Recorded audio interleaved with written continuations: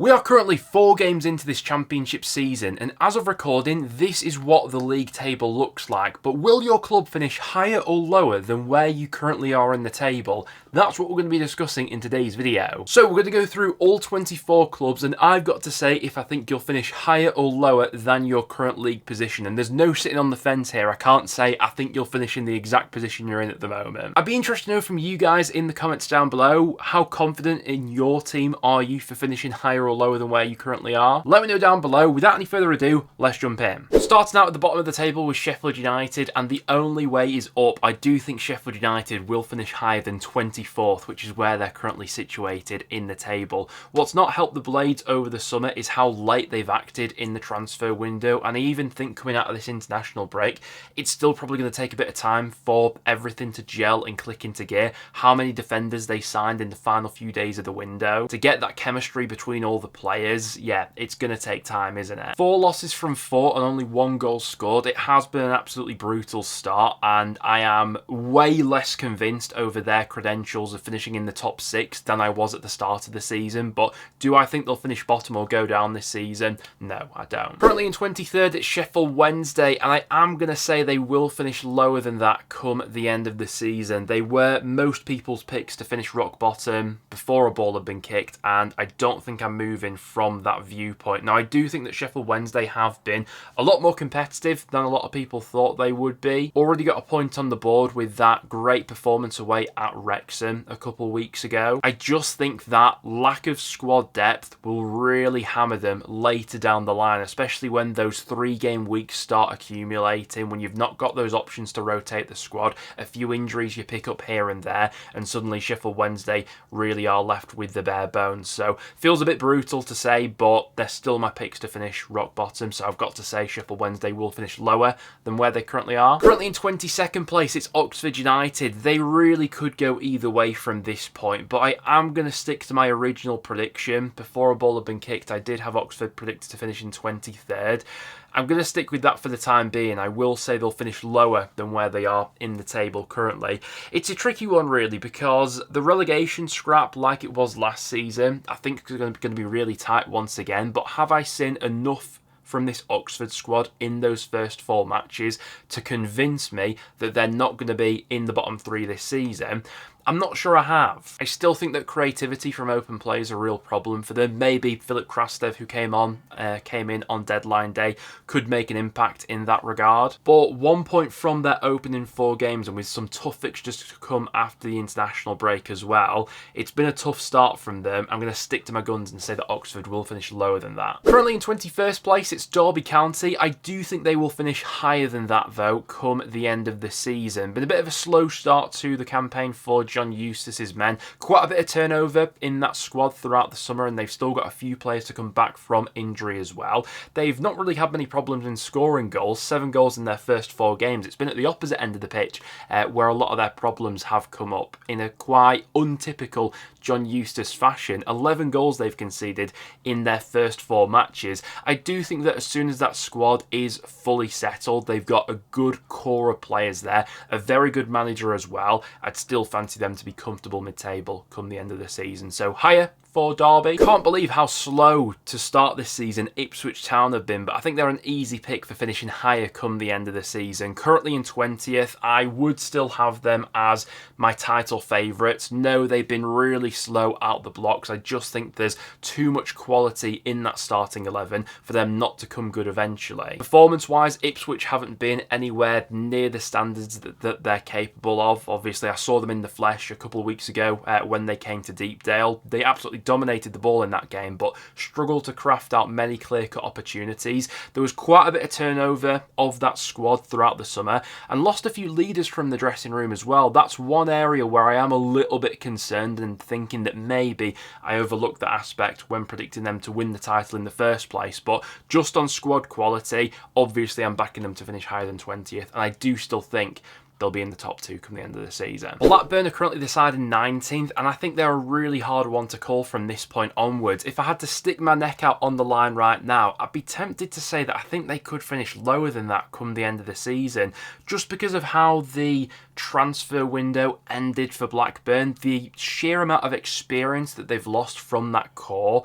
this summer, it feels like if Blackburn do get into a bit of a rut at some point of the season, do they have those leaders in that camp to fall back on and sort of drag them out of that? I do think that performance-wise, they probably deserve to have more than 3 points on the board right now, so that is worth taking into consideration here. I just think that loss of Dom Hyam on deadline day and not replacing him is absolutely massive for Rovers. Obviously, losing Lewis Travis late on in the window as well. Callum Britton. I worry for them a little bit at the moment, but I still wouldn't have them predicted to go down. I'd probably have them predicted to finish anywhere from sort of 21st to about 16th, anywhere in that region of the table. QPR currently the side 18th in the Championship. I'm going to say they will finish higher than that come the end of the season. I think they've still got players to come back from injury. There is a lot of goals in that squad. I think that Richard Kone will prove to be a really good asset for them going forward. Defensively, they do concern me a bit, and I mean, they'll be hoping that that 7-1 thrashing away at Coventry was a bit of a wake-up call for the entire squad, really. Just in terms of personnel at the front end of the pitch, though, I do fancy them to outscore quite a few teams this season. So for that reason, I'll say they'll finish higher than 18th. Currently in 17th, it's Hull City.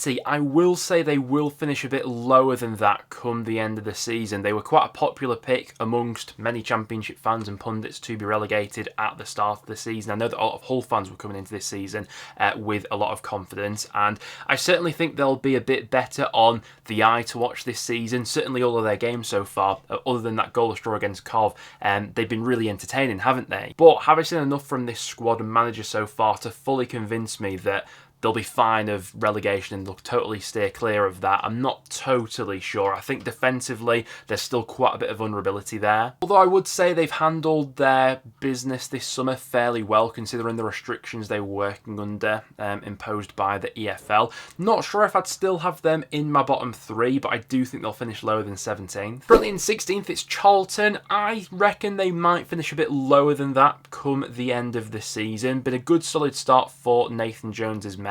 4 points on the board after their first 4 matches. Certainly think at the Valley this season, they'll be a tough nut to crack. They got that brilliant win against Watford on opening weekend, and then probably should have got something from that game against Leicester at home as well. For a lot of that game, they were the better side. I do still have a few question marks over creativity and the amount of goals they'll score from open play, which could be a bit of a hindrance. But generally speaking, I think they've looked pretty tight defensively, and I think I'd still have them to avoid the drop, albeit I'd have them finishing slightly lower than where they are currently, which is 16th. In 15th at the moment, it's Wrexham, and I'm going to say they will finish higher than that come the end of the season. It's been quite the transfer window for Phil Parkinson's side, spending over 30 million in the end. What we've seen from them so far, generally speaking, I think has been pretty disjointed. I still think they're quite away from properly striking that balance between attack and defence, but great win before the international break away at Millwall. Just think there's so much quality in that squad, especially at the front end of the pitch, for them not to kick on a little bit more than that. So for me, I will say they'll finish higher than 15th, albeit I'm still not fully sold that they'll be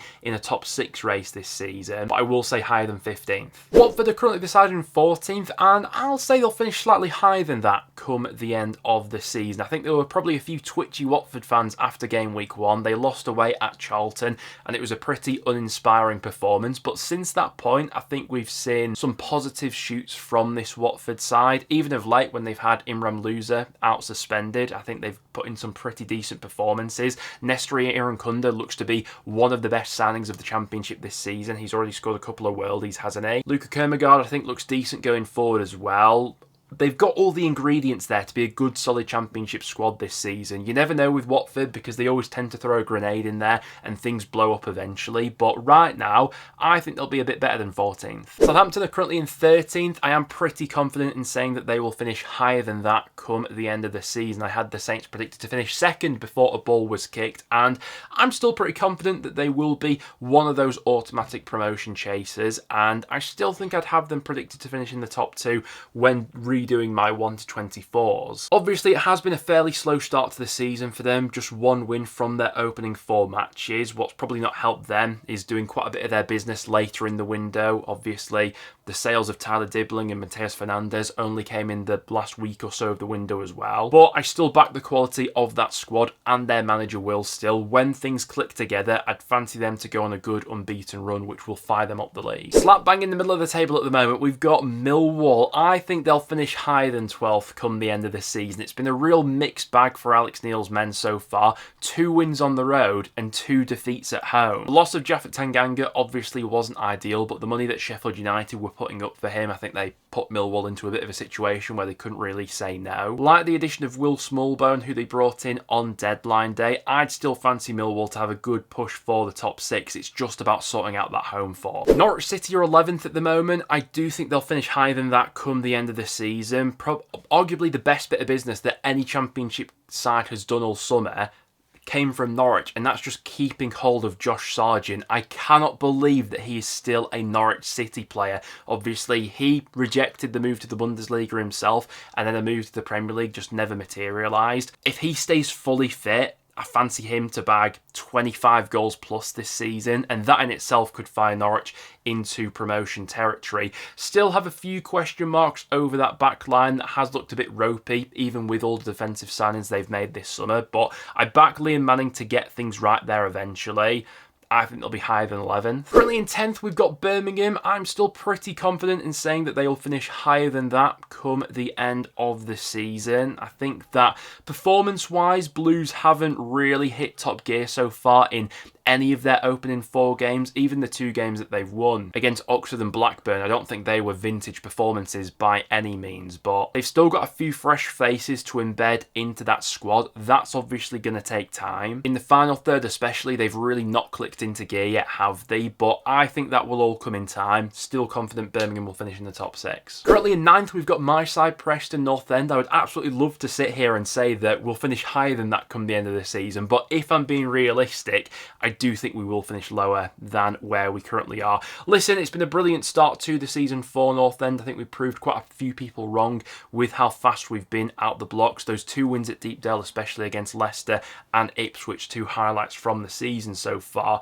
My concerns with this squad are still with the firepower in the final third, thinking that if Milutin Osmajic gets a nasty injury, or if he gets a big ban, which could potentially be coming his way, I think we'll have a bit of a rocky patch during that period, because other than Osmajic, I'm not sure where the consistent flow of goals will come from. In saying that, I do think that we've improved the starting 11 over the summer transfer window. Iverson's a massive improvement on Freddie Woodman. We've improved both our options at wing back. I think our midfield's looking a lot more competitive as well, especially with the loanees we brought in. I'm pretty confident in saying that North End won't be relegated right now. I know that a lot of people had North End to go down at the start of the season, but I don't think we'll see the dizzying heights of 9th come the end of the season either. I think we'll probably revert back to mid-table. Currently 8th in the table, we've got Portsmouth. I do think they will be a little bit lower than that come the end of the season, but I do think I'd go back on my prediction from Portsmouth from before a ball was kicked. I think I originally had them predicted to finish 17th.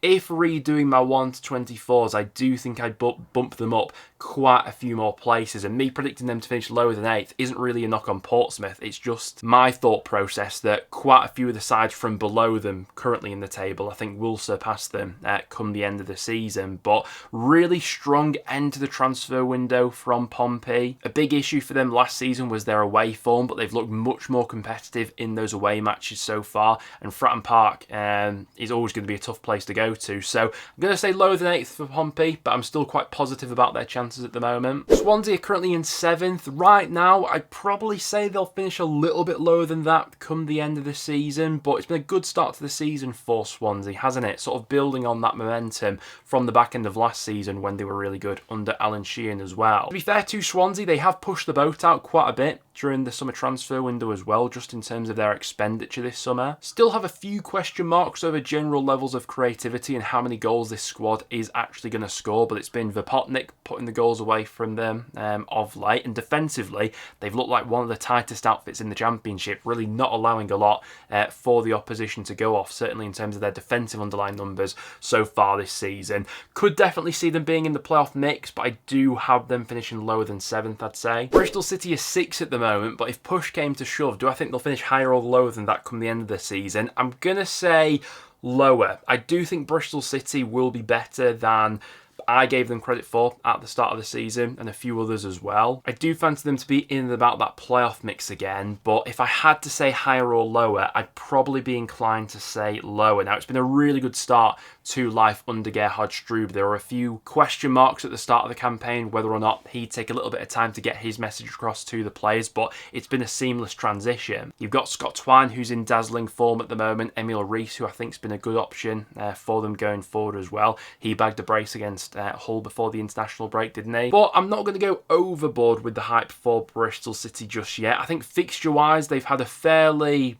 decent start to the season. I think all 4 of the games, all 4 of the teams that they've played so far are all currently in the bottom third of the Championship. Really like what I've seen from Bristol City so far. I think they'll be easier on the eye this season than they were under Manning previously, but I'm just going to say they'll finish a bit lower than 6. Coventry are currently the team in 5th. That's exactly where I had them predicted to finish before a ball had been kicked, but if push came to shove, I'd probably say I think they can finish higher than that come the end of the season. And dare I say it, could they even be a challenger for automatic promotion this year? Just with how slow a lot of the other parachute teams have started and the other sides who we expected to be challenging for automatic promotion, Coventry have got a bit of an edge over those sides at the moment, and there's just so many goals in that team from all angles of the pitch. They've scored 14 goals in their opening 4 matches, and that's mental considering they failed to score on the opening weekend against Hull. They've scored 14 goals in their last 3. Generally speaking, the form has been really good since Lampard took over. They've retained the majority of their big-name players. Obviously, the big sale in the end was for Ben Sheaf, but Van der Vaegt's still a Coventry player. Jack Rodoni, probably most crucially, is still a Coventry player as well.